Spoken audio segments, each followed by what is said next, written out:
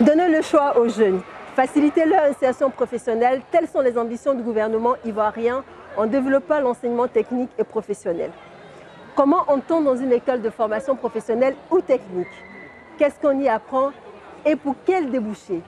Telles sont les questions auxquelles nous répondrons aujourd'hui. Nous sommes au lycée technique d'Abidjan Cocody. Alors, bienvenue dans Ma Nouvelle École!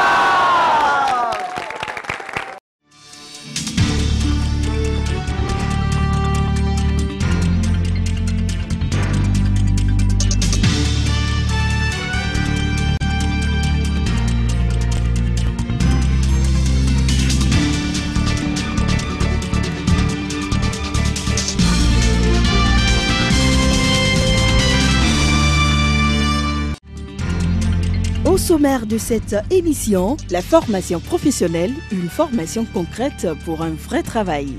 Immersion au sein du lycée technique de Cocody pour voir toutes les filières proposées. Bonjour et bienvenue dans ce nouveau numéro de votre émission Ma Nouvelle École, l'émission des hommes et des femmes qui bâtissent l'école ivoirienne. Nous sommes aujourd'hui au lycée technique d'Abidjan pour une émission spéciale sur l'enseignement technique et professionnel. Je vous proposerai tout à l'heure une visite guidée de ce grand lycée qui propose plusieurs séries aux lycéens. Mais avant, la formation professionnelle, peu le savent, elle est accessible par concours. Il est donc très difficile d'entrer dans ces formations pointues où le nombre de places est limité.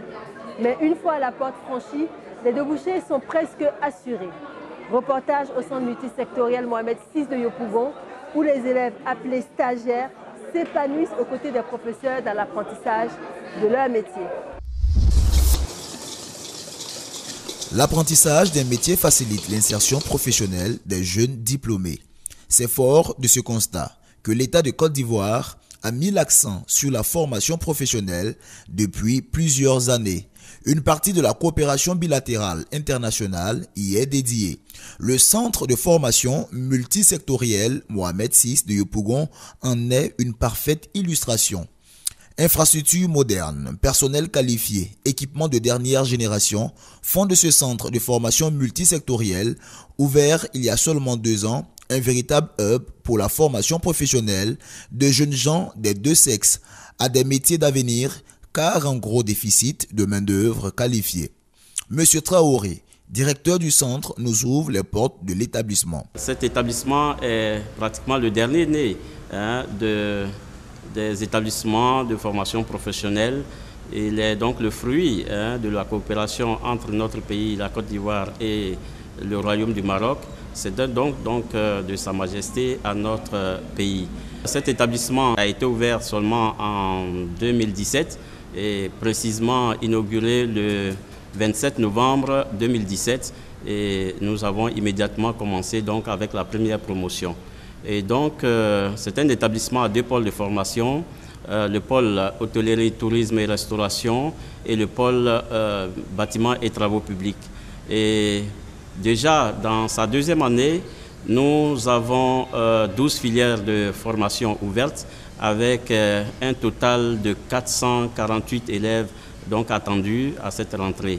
Et véritablement, c'est un outil de développement au service de toute la Côte d'Ivoire et plus précisément pour notre localité d'Abidjan. 448 stagiaires encadrés par 36 formateurs. Il faut de plus en plus que nous allions vers la formation des jeunes en vue de leur donner les qualifications professionnelles afin qu'ils puissent s'insérer durablement dans le tissu économique et social.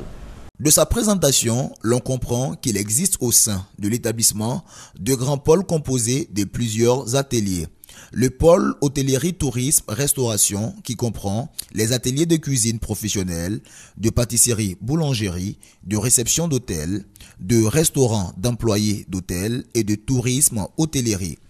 Et le pôle bâtiment et travaux publics qui comprend les ateliers de topographie, de chantier gros œuvre, de peinture décoration bâtiment, d'électricité bâtiment, de plomberie sanitaire, de menuiserie aluminium bois et de maçonnerie. Dans l'atelier pâtisserie-boulangerie, nous trouvons les élèves, communément appelés ici stagiaires, en plein travail avec leurs formateurs. Ils confectionnent des baguettes de pain et des cakes.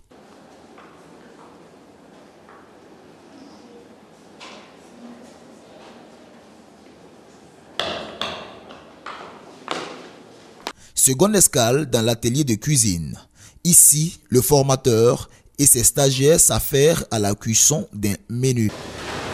Les deux là sont en train de faire des sautés de rognons aux légumes. Et là, ils vont saisir d'abord les rognons et après, nous allons ajouter les différents légumes, voilà, pour réaliser les autres plats. Les stagiaires, eux, apprennent-ils ce métier à cause de la pression économique ou, par choix, écoutant-les? J'étais en classe de 3e. J'ai passé le concours pour rentrer à Mohamed VI. Je suis en 2e année d'été cuisine. J'ai choisi la formation professionnelle et le métier cuisine parce que c'est ma passion. J'aimerais dire à mes camarades que la cuisine est un art. Pour ceux qui pensent que c'est mieux de rester à la maison pour apprendre le métier, c'est faux. Cap sur les ateliers de restauration et d'hôtellerie-hébergement. Dans ces ateliers, les modes d'apprentissage diffèrent, mais les motivations sont identiques. Madame Sekongo, formatrice en classe de cuisine, nous parle des formations délivrées aux étudiants. Depuis la première année, j'ai 10 élèves avec lesquels je travaille. D'abord, quand ils arrivent en première année, ils n'ont aucune notion de ce que c'est que le service en salle, c'est-à-dire le service au restaurant.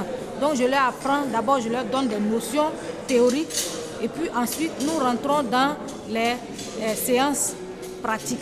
Donc je leur apprends à faire d'abord le nettoyage de la salle et puis ensuite la mise en place de la salle, des tables. En deuxième année, on continue avec le service à l'anglaise, le service au guéridon et puis aussi on leur apprend le service dans les chambres, dans les hôtels, puisqu'ils sont amenés à travailler dans les hôtels. Donc on leur apprend comment s'effectue le service dans les chambres, le room service.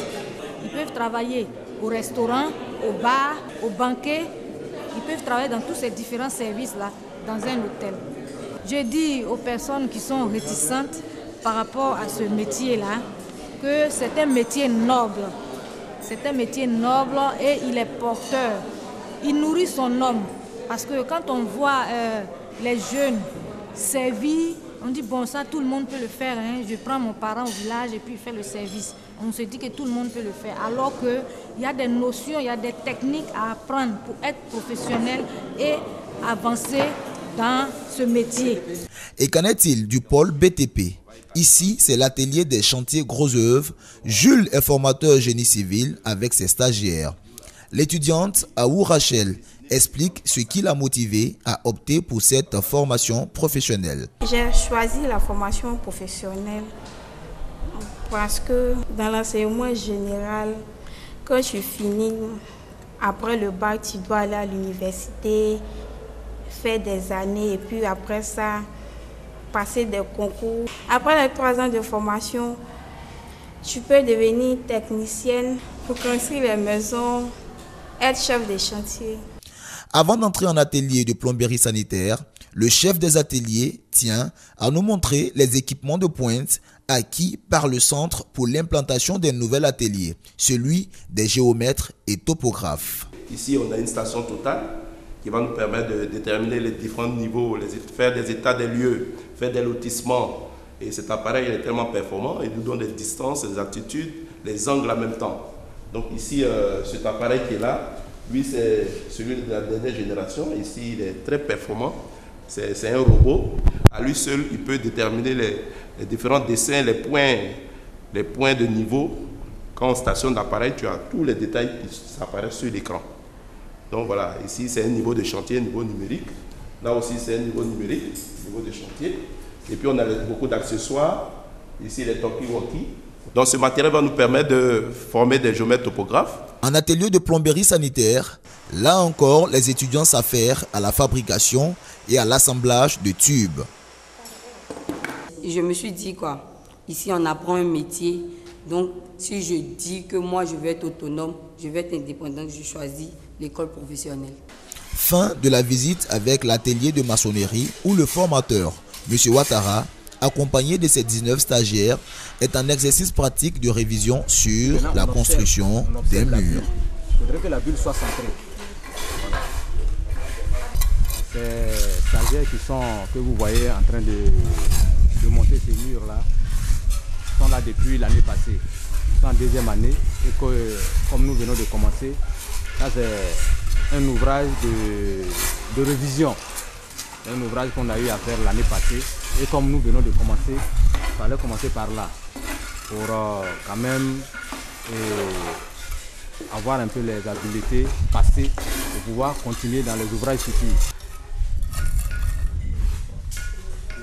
L'étudiante Akissi, en deuxième année de maçonnerie, nous confie son optimisme quant à son insertion à la fin de sa formation. Il a vu que peu de femmes font la maçonnerie. Et moi, je vois le travail, ça me plaît. Donc c'est pourquoi je suis là. Si j'ai fini ici, là, je sais que je serai une bonne maçonne. Tout le monde construit des maisons partout. Voilà, donc je peux avoir des chantiers pour pouvoir travailler dedans. La finalité de l'enseignement professionnel est l'insertion directe dans l'emploi. Il s'agit de mettre sur le marché des jeunes gens bien formés et immédiatement opérationnels. Les débouchés existent, notamment dans certains secteurs de l'industrie comme les BTP, l'hôtellerie-restauration, l'agroalimentaire, etc. Les jeunes diplômés peuvent aussi choisir pour travailler de se mettre à leur compte. La formation professionnelle est, n'en point douter, une formation d'avenir. Retour au lycée technique de Cocody. Je vous propose une plongée dans cet établissement prestigieux pour vous faire découvrir les matières et les filières enseignées aux élèves. Suivez-moi.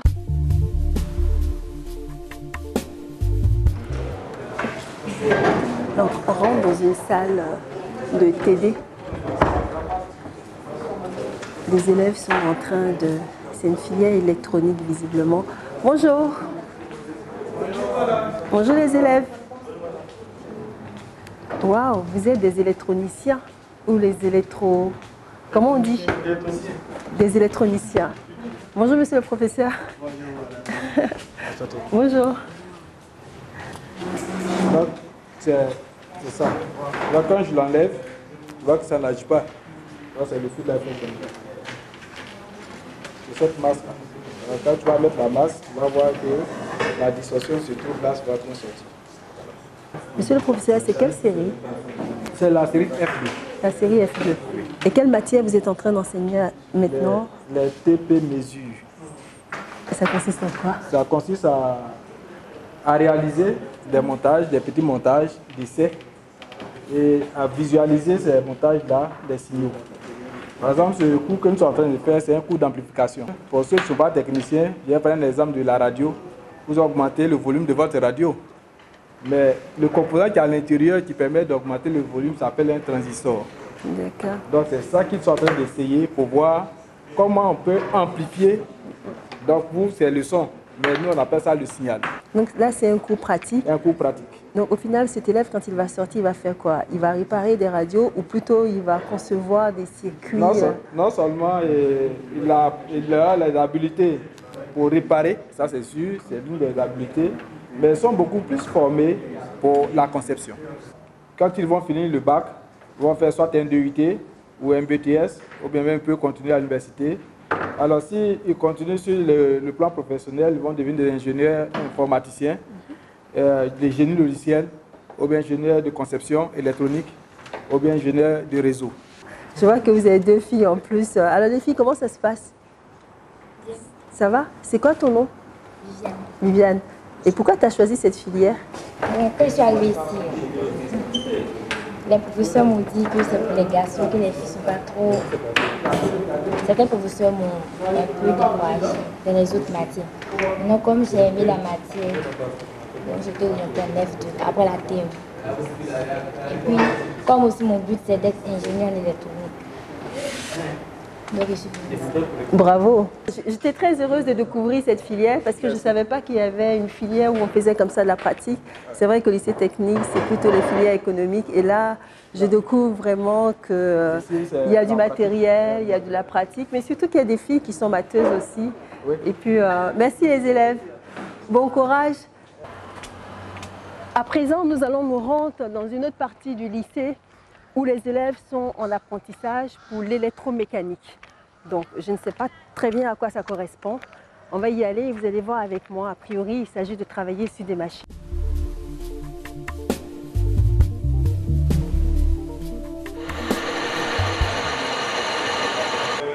Bonjour professeur. Bonjour les élèves. Waouh, c'est des grosses machines. Hein? Ensuite, et qu'est-ce qu'ils sont en train de faire? Ils font une opération de surfaçage en fraisage. Et ça veut dire le quoi? Le surfaçage consiste donc à réaliser une surface plane. D'accord. Vous voyez que nous avons une pièce, nous devons donc aplanir si vous voulez. Donc obtenir une surface plane. Pour quel objectif? Bon, pour un objectif, pour de prendre du travail que l'on nous demande. Généralement, quand on fait le surfaçage, c'est pour réduire l'épaisseur de la pièce. Et c'est quelle filière pour faire ça? Ici, c'est la filière F1 et puis la filière E. Les élèves qui sont avec moi sont des élèves de la première F1. D'accord. Voilà. Et la matière spécifique, là, c'est quoi? Ici, nous sommes en fraisage. D'accord. Voilà. Quand ils viennent ici, au fait, ils ont 3 matières. Le fraisage, où nous sommes actuellement. Derrière vous, le tournage. Et plus fond, on a donc la machine spéciale. Et là, c'est particulièrement pour quel type de métier? Ils sont destinés à la maintenance en entreprise. D'accord. Donc vous, pourquoi vous avez choisi la filière du coup? La filière, quand j'entends parler de la filière me plaît. Et ensuite, je voulais être dans un bureau d'études pour pouvoir faire un dessin technique, pour pouvoir fabriquer des pièces.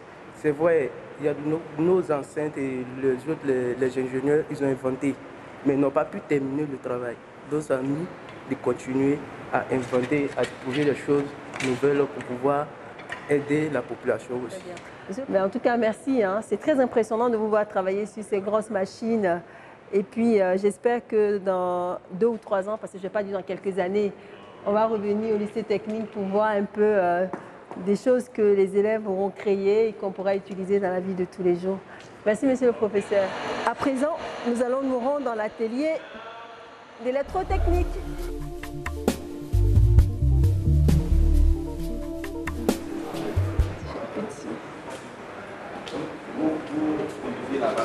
Bonjour. Bonjour professeur. Bonjour madame. Bonjour les élèves. Ils ne sont pas très nombreux, hein. Je suis toujours étonnée. Oui, non, c'est une classe. D'accord. Mais ils sont partagés en plusieurs groupes. En plusieurs groupes. Et c'est quelle filière? Électrotechnique.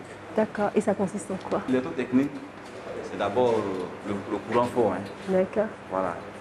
Le courant fort, contrairement à l'électronique qui est le courant faible, nous on utilise le courant fort. Voilà. Et ce matin, nous sommes en train de faire la mesure de puissance. La mesure de puissance, ça consiste à faire quoi? Voilà la charge qui est là, une charge résistive. D'accord. Et on a le wattimètre qui est là, avec les accessoires, le voltmètre et puis l'ampèremètre. Donc nous sommes en train d'évaluer la puissance consommée par cet appareil. Et après, les élèves, ils font quoi après avec ça, après avoir acquis ces connaissances? Là, c'est le courant fort. Oui. Donc je suppose que c'est plus des filières industrielles. Justement, dans quel secteur? Oh bon, les débouchés, ils ont plus de débouchés. Après, ils peuvent aller travailler dans les entreprises où on... Voilà, le courant, sur les moteurs et autres. D'accord. Voilà. Et vous, ça va? Oui. Pourquoi vous avez choisi cette filière? D'abord, j'étais inspirée par mon père, déjà, qui fait l'électricité. D'accord. Donc, déjà, toute petite, à la maison, il y a plusieurs appareils. Donc, il m'a appris à manipuler les petits appareils. Donc, vous avez déjà quelques petites connaissances avant d'arriver. Très bien. Après mon enfant en 3e, que je suis venue en seconde, pas seconde T1. Donc, ensuite, j'ai fait la première F3, donc je suis terminale F3. Donc, après, je compte faire, être ingénieur en électricité, comme mon père, quoi, parce que c'est lui qui m'a appris à aimer cette filière-là. Si votre père n'était pas dans l'électronique, est-ce que vous auriez choisi cette filière par rapport à une filière généraliste? Non, en fait, même à la base, non. Je ne savais pas quelle filière faire. Donc, le fait qu'il m'ait inspiré, parce que moi, en général, je ne suis pas à l'école, je ne savais pas ce que je veux devenir dans la vie. Donc, c'est lui qui m'a inspiré, qui m'a appris, et puis il m'a dit fais ci, fais ça, que c'est bon, que, en fait, comme il n'y a pas trop de filles, donc si tu passes une fille, tu viens ici, tu vas vite partir. Donc, ça sera rapide parce que les filles qui ne sont pas nombreuses ici, elles prennent rapidement que les hommes. Là, je suis venue. Vous êtes plus performante? Voilà. Elles sont plus appliquées, les filles, par rapport aux hommes? Ça va? Ils sont appliqués aussi. Bon. Merci beaucoup, professeur. Merci bien. Bonjour, monsieur le directeur. Bonjour, madame. Je viens de passer une journée formidable au lycée technique. Je me suis rendu compte en fait qu'il n'y avait pas que l'enseignement théorique, vous avez des filières industrielles où les élèves apprennent sur des machines et tout ça. Et du coup, j'ai eu envie que vous nous expliquiez en fait c'est quoi une filière technique. Au niveau de notre établissement, qui est donc le lycée technique de Cocody, nous avons des filières où prédominent les matières techniques et technologiques. Alors, pour parler effectivement de ces séries, nous avons au total 7 séries. Nous avons 3 séries tertiaires. C'est donc la série B, Sciences et technologies. La B, Sciences et technologies, d'accord. Oui, nous avons la série B, Sciences sociales. D'accord. Voilà, nous avons la série G1, Technique administrative et bureautique. D'accord. Nous avons la série G2, Technique quantitative de gestion, qu'on appelle également comptabilité. D'accord. Ensuite, nous avons la série industrielle avec donc la série E, maths et technologie, la série F1, génie mécanique, la série F2, électronique et la série F3, électrotechnique. D'accord.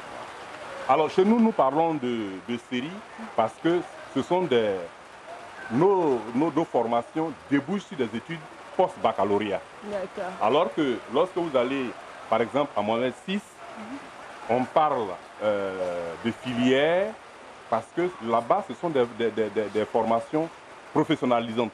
C'est-à-dire, un élève qui a le BT, il peut aller en entreprise. Alors que chez nous, ce sont des études donc post-baccalauréat, ils passent le bac et on parle donc de série. Voilà. Mais quel conseil vous donnez aux parents? Parce que souvent, nous les parents, on envoie plus facilement nos enfants dans des filières qui sont plutôt généralistes. C'est intéressant que les parents puissent envoyer également leurs enfants dans l'enseignement technique. Parce que l'enseignement technique, même si après le bac, les élèves ne peuvent pas aller immédiatement travailler, mais on les prépare déjà à leurs tâches, à leurs fonctions ou à leurs fonctions futures. Il y a déjà une préparation qui est faite au niveau de l'école et au niveau des grandes écoles ou bien de l'université, ils vont approfondir. Donc ça veut dire qu'ils sont déjà formatés pour pouvoir exercer des tâches futures en économie et en comptabilité. Donc il y a une préparation qui est faite. C'est vrai qu'ils ne peuvent pas aller immédiatement sur le terrain, mais il y a des acquis qu'ils peuvent monnayer lorsqu'ils vont aller dans les grandes écoles ou bien à l'université. En tout cas, monsieur le proviseur, c'était une très belle visite. C'est nous qui sommes heureux d'être de votre présence pour faire connaître nos séries aux parents. D'accord. Qui n'hésitent pas, qui viennent. Il y a de la place pour tous les enfants de ce pays. Bonjour monsieur Anno. Oui, bonjour madame. Vous êtes le coordonnateur en fait de toutes les filières industrielles du lycée. Effectivement, ici, au lycée technique d'Abidjan, voilà, je suis chargé de planifier tous les cours relatifs à ce qui se passe dans les filières industrielles. Vous connaissez un peu, vous êtes du milieu. Voilà, donc le choix ici dans le jargon, je suis adjoint au chef d'établissement, mais ici, on dit que je suis le chef de travaux. D'accord. Le chef de travaux est chargé de programmer tous les cours, toutes les matières, en tenant compte des postes de travail, en tenant compte des spécialités de chaque prof. Donc je planifie tous les cours au niveau du secteur industriel. D'accord. Merci M. Anno, c'était très instructif. On a vu que les élèves travaillaient sur des machines, il y avait de la théorie, il y avait également de la pratique. Ils sont motivés, il y a des jeunes filles et puis c'est des filières qu'on ne connaît pas. Et bon voilà, on espère que à partir d'aujourd'hui les parents... J'espère qu'à partir de maintenant les parents, quand ils vont voir la vidéo, ils sauront comment orienter parce que ici nous avons les tertiaires et nous avons le secteur industriel. D'accord. Merci beaucoup M. Anno. Merci. C'était très instructif comme visite. Merci beaucoup. De rien. Que s'est-il passé ces dernières semaines dans notre ministère? Tout de suite, l'actu en bref.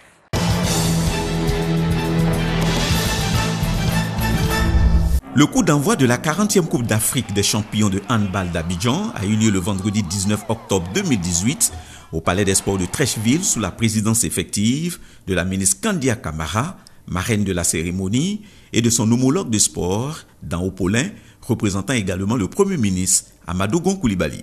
En effet, 12 équipes hommes et 9 dames représenteront 10 pays du continent pour ce grand rendez-vous des champions du handball. Il s'agit de la Côte d'Ivoire, de l'Égypte, du Gabon, de la RDC Congo, du Maroc, du Burkina Faso, du Congo, du Cameroun, du Bénin et de l'Angola. Ces 21 clubs, pendant une semaine, rivaliseront d'ardeur afin de s'attirer les faveurs de Dame Coupe d'Afrique des champions. À l'ouverture de la cérémonie, le président de la Confédération africaine de handball a souhaité la bienvenue aux officiels et à l'ensemble des acteurs. La marraine Kandia Camara, ancienne joueuse professionnelle de handball, 2 fois championne de Côte d'Ivoire, 1974 et 1980, et championne d'Afrique en 1981, s'est réjouie et sentie honorée que les organisateurs aient associé son nom et son image à ce rendez-vous de la jeunesse africaine. C'est au nom du Premier ministre que le ministre des Sports a déclaré ouverte la 40e Coupe d'Afrique des champions de handball d'Abidjan. En match d'ouverture, le Red Star Oja de Côte d'Ivoire a disposé de l'UFA de Burkina Faso sur le score de 30 buts à 29. Voilà, c'est la fin de cette émission spéciale sur l'enseignement technique et la formation professionnelle. J'espère que comme nous, vous avez appris plus sur ces filières et ces séries. Merci de nous rester fidèles et retrouvez-nous sur notre page Facebook Ma Nouvelle École. Rendez-vous le dernier dimanche du mois prochain pour un nouveau numéro de votre magazine Ma Nouvelle École.